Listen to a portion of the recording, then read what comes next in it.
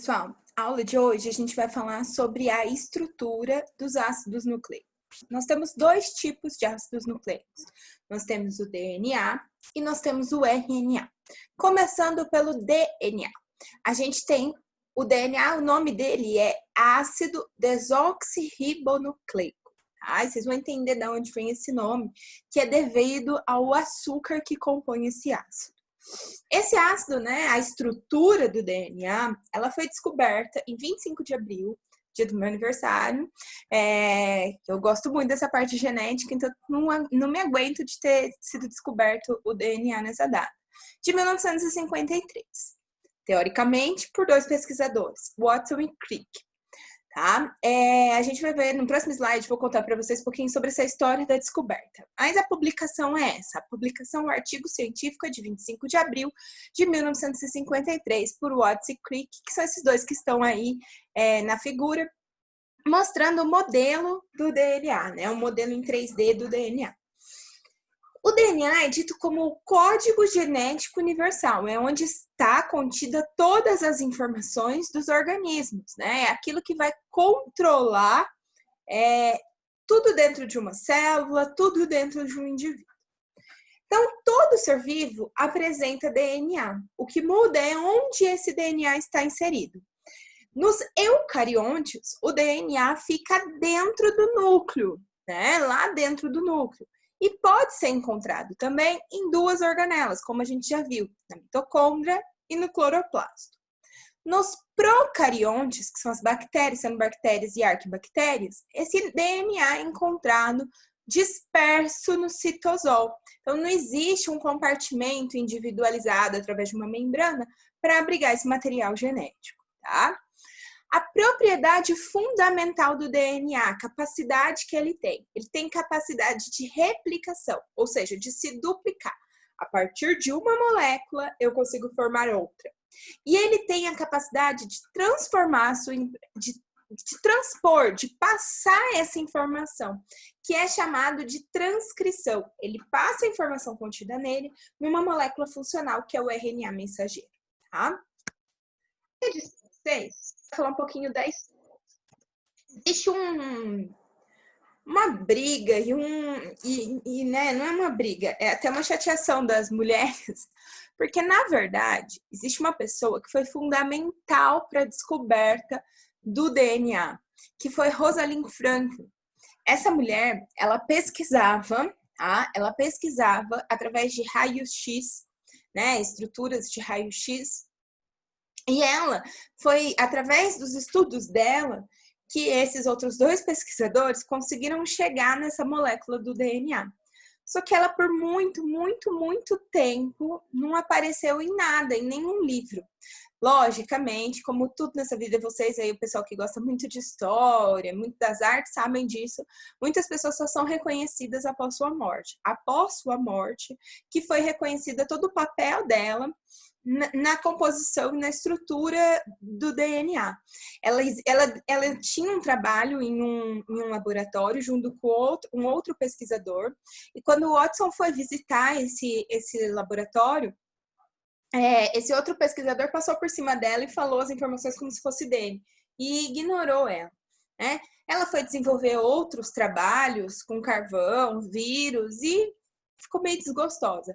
Depois de um tempo que foi, né, até o Watson ele acabou reconhecendo que sem as informações dela e sem a pesquisa dela, eles não teriam conseguido desvendar a estrutura do DNA. Tem até uma peça de teatro encenada pela Nicole Kidman, que chama Photography 51, onde conta a história da Rosalind Franklin. Se alguém quiser pesquisar depois, é uma história muito interessante de ver como, mais uma vez, as mulheres foram assim colocadas de lado dentro da história, e na pesquisa, como um tudo, assim, os homens, a força deles, né, e a palavra deles se sobressaíram, e elas acabaram perdendo um pouco aí a sua voz ativa, tá? Mas tirando esse contexto histórico, vamos para a estrutura do DNA. Então, o DNA, ele é formado por um monômero, que é chamado de nucleotídeo. O que era um monômero mesmo? Viu lá isso lá no início, das aulas, lá nas aulas presenciais. É a estrutura básica.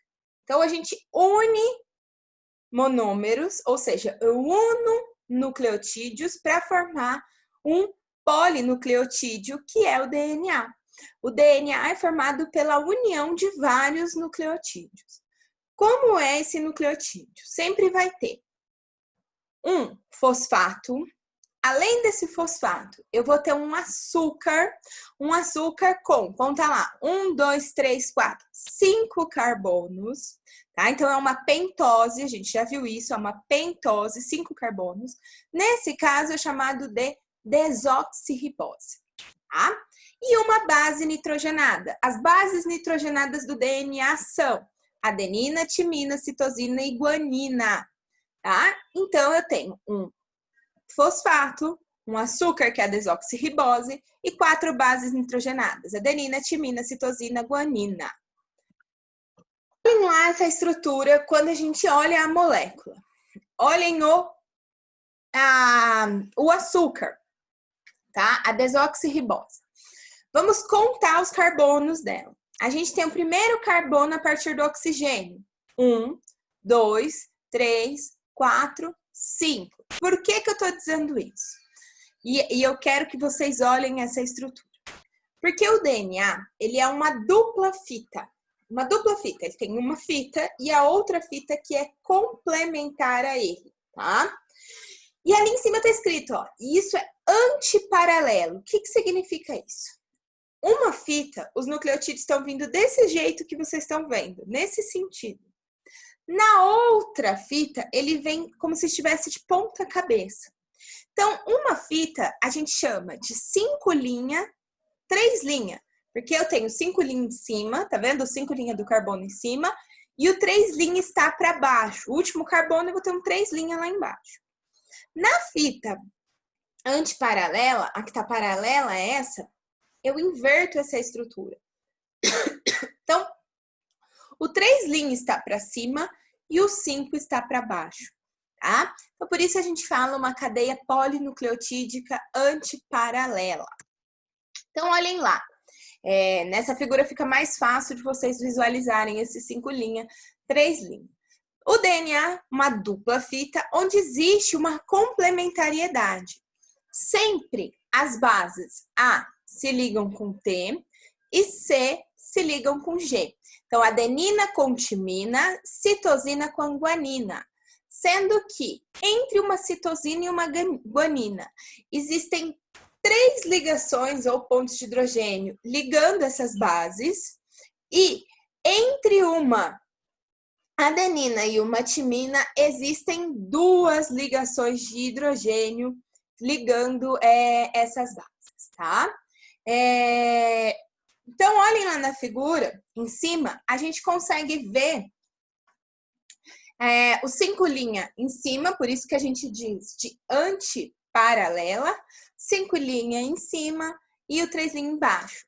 A outra está invertida, 3 linhas em cima, 5 linhas embaixo, tá? Essa é a estrutura do DNA, tá? Em relação a esse DNA, a gente já viu um pouquinho lá quando a gente estava falando de núcleo. Quando esse DNA está desespiralizado, ele é chamado de cromatina. Quando está no máximo da sua compactação, é chamado de cromossomo. Dentro desse DNA, dessa cromatina, existem genes, que a gente chama de genes estruturais, então são aqueles que vão sintetizar proteínas, e genes que são chamados de genes reguladores. Esses genes são genes que vão acabar regulando outros genes dentro da molécula. Tudo bem? E aí, por fim, a gente vem à estrutura do RNA. O RNA, que é o outro ácido nucleico que a gente tem, também é uma cadeia polinucleotídica, formada por um monômero aí de RNA, que é o nucleotídeo. Só que esse nucleotídeo é um pouquinho diferente. Qual a diferença? Em vez de uma desoxirribose, eu vou ter como um açúcar uma ribose, tá? Em vez de uma desoxirribose, eu tenho uma ribose. Outra diferença, as bases nitrogenadas. No RNA eu tenho adenina, uracila, citosina e guanina. No RNA, eu não encontro timina. Não tem timina na estrutura do RNA. Aqui a timina é substituída pela uracila. Então, se eu tivesse que enumerar diferenças entre o ácido nucleico, o DNA e o RNA, seriam 3. DNA é dupla fita, o açúcar é a desoxirribose e a base nitrogenada é a timina. No RNA, fita simples, base nitrogenada é uracila e o açúcar é uma ribose. Tranquilo em relação à estrutura do DNA? As próximas aulas a gente vai falar sobre a duplicação dessa molécula, transcrição e a tradução da molécula de RNA.